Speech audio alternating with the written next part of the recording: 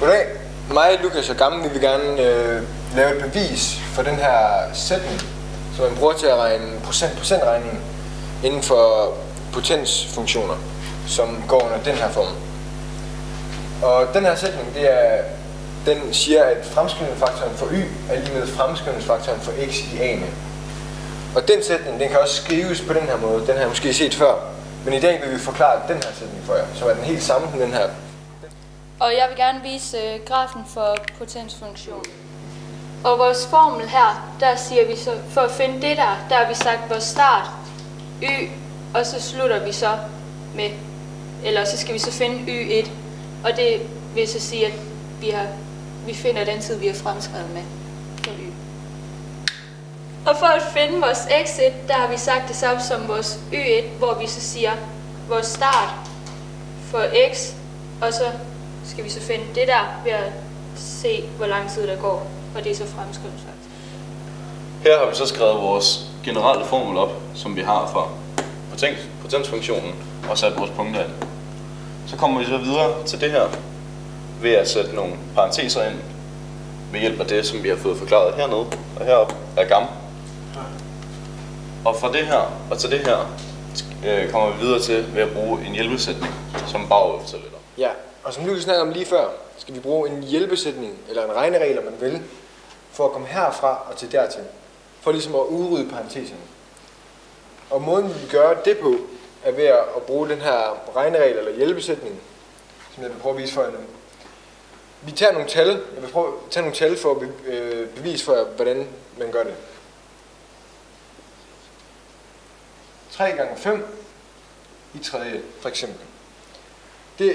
Det er det, der står her. Så er 3x og 5 er fx. I a'ene, som er vores i tredje her. Og det kan vi så lave om til, selvfølgelig, som alle ved. 3 gange 5 gange 3 gange 5 og gange 3 gange 5. Det vil sige 3 gange 5, 3 gange i alt. Men det kan vi gøre endnu nemmere. Og det kan vi gøre ved at skrive 3 i tredje gange 5 i tredje. Og det er så, det vil sige den her 3 er x i a'ene. 3 i tredje for eksempel, det er bare et eksempel. Og fx, vores 5 i tredje, hvor vores a er tredje. Og så vil Gammel så lige forklare vores bevis før. Jeg vil køre videre fra der, hvor Lukas kom fra. Og så vil jeg så sige y1 lige med det der står der, det er så b gange x i a'ene.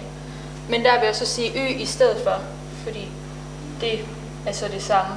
Og så vil jeg sige gange fremskrivningsfaktor i a'ene.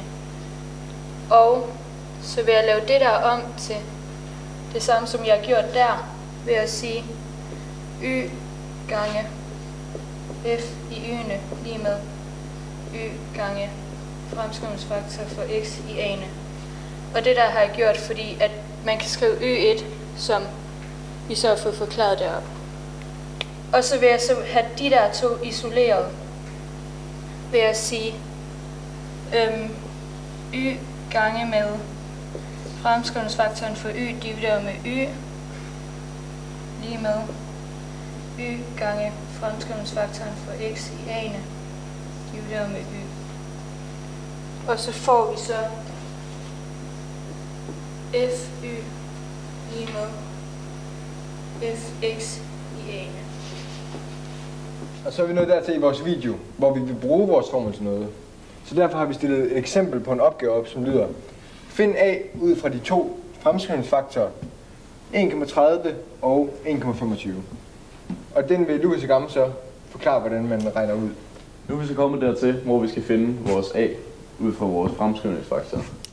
Vi finder a ved at tage logaritmen af 1,30, som er vores fremskrivningsfaktor y, og dividere det med logaritmen af 1,25, som er vores fremskrivningsfaktor i x. Og ud fra det så får vi så 1,176, som er vores a. Nu hvor Lukas har fundet ud af, hvad vores a er, så vil vi så sætte vores tal ind i formlen.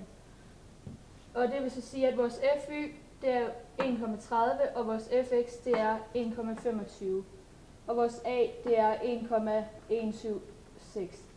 Og vi ved så, at det er en potensvækst, så Det vil sige, at den stiger med 25% på den ene side hver gang, og hvor den så stiger med 30% på den anden side.